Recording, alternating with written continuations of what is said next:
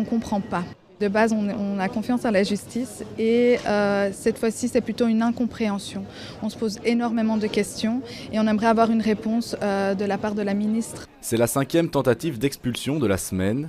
Ce matin, les autorités ont amené à l'aéroport de Zaventem l'un des 3 réfugiés iraniens de la prison de Stenokerzeel. Il y a une personne qui a reçu un appel leur disant qu'il allait partir ce matin. Après, les téléphones ont été coupés, donc on n'avait plus aucun contact avec Mohamed Reza. On ne savait pas où il était, on ne savait pas à quelle heure il allait partir, on ne savait pas ce qu'il en était, donc on est tous arrivés ici au pied levé. L'expulsion est finalement suspendue. Une nouvelle demande d'asile a été introduite aujourd'hui et c'est elle qui a offert un sursis à Mohamed Reza. L'affaire a fait du bruit, les visages des 3 hommes sont désormais connus en Iran. Plus que jamais, ils risquent la peine de mort.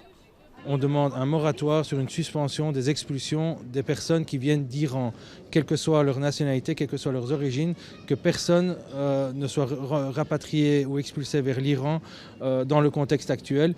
Un moratoire temporaire qui permettrait au moins d'examiner la situation de manière plus approfondie, mais par ailleurs également de remettre à jour les informations du commissariat général qui, selon les informations dont moi je dispose, datent du mois d'octobre 2022 et donc ne sont pas à jour par rapport aux exécutions qui ont récemment eu lieu en Iran. L'audience pour une remise en liberté est maintenue ce lundi. Plusieurs manifestations de soutien sont également prévues la semaine prochaine.